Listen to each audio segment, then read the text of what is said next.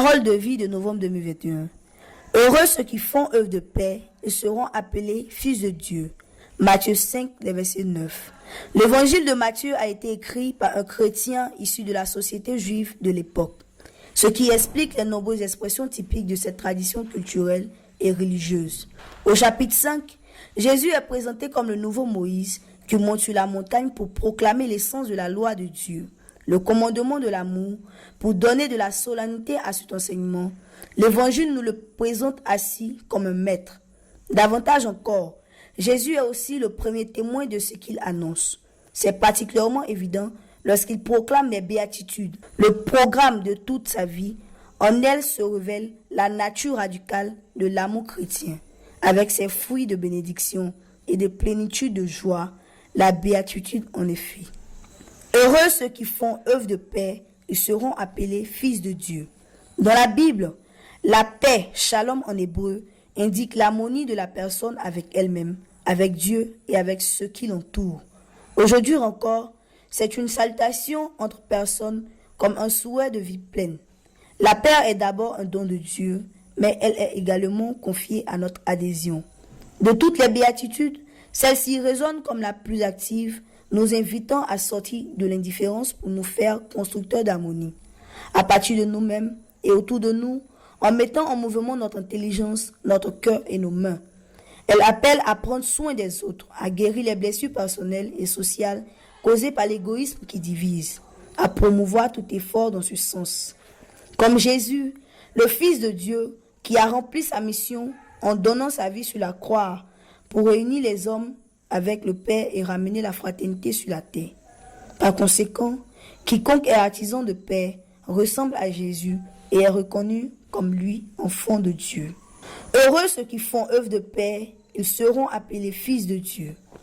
Sur les traces de Jésus, transformons chaque journée en une journée de paix, mettant un terme au conflit quotidien autour de nous pour que ce rêve devienne réalité. Construisons des réseaux d'amitié et de solidarité et sachons aussi tendre la main, tant pour redonner à l'aide que pour en recevoir. Comme le racontent Denise et Alexandro, lorsque nous nous sommes rencontrés, nous étions bien ensemble. Le début de notre mariage a été très beau, enrichi par la naissance des enfants. Au fil du temps, les hauts et les bas ont commencé, mettant fin au dialogue, tout devenant objet de dispute. Malgré notre décision de rester ensemble, nous retombions toujours dans les mêmes désaccords et conflits. Nous avons décidé de rester ensemble, mais nous nous retrouvions toujours dans les mêmes erreurs, rancunes et désaccords. Un jour, un couple d'amis nous a proposé de participer à un parcours de soutien pour les couples en difficulté. Nous avons trouvé là non seulement des personnes compétentes et préparées, mais une famille de familles avec laquelle nous avons partagé nos problèmes. Nous n'étions plus seuls. Une lumière s'est allumée à nouveau, mais ce n'était que le premier pas. Une fois rentrés chez nous, cela n'a pas été facile et de temps en temps, nous tombions encore. Ce qui nous aide, c'est de prendre soin les uns des autres avec l'engagement de recommencer et de rester en contact avec ces nouveaux amis pour avancer ensemble. Heureux ceux qui font œuvre de paix, ils seront appelés fils de Dieu. La paix de Jésus, comme le dit Cara Lubick, exige de nous des cœurs et des yeux nouveaux pour aimer et voir en chacun autant de candidats à la fraternité universelle. Et elle ajoute, nous pouvons nous demander, même dans les copropriétés querelleuses, même avec les collègues de travail qui font obstacle à ma carrière, même ceux qui militent dans un parti différent ou à une équipe de football antagoniste, même avec les personnes dont la religion ou la nationalité diffère de la mienne. Oui, tout le monde est mon frère et ma sœur. La paix commence ici, dans la relation que je sais établir avec chacun de mes prochains. Le mal naît du cœur de l'homme, a écrit Igino Giordani.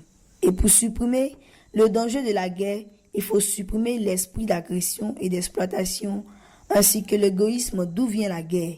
Il faut reconstruire une conscience. Le monde changera si nous changeons nous-mêmes.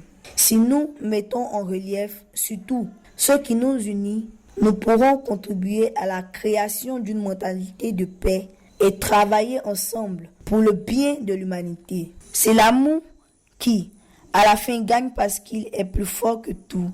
Essayons de vivre ainsi pendant ce mois, d'être fermes d'une nouvelle culture de paix et de justice. Nous verrons une nouvelle humanité renaître en nous et autour de nous.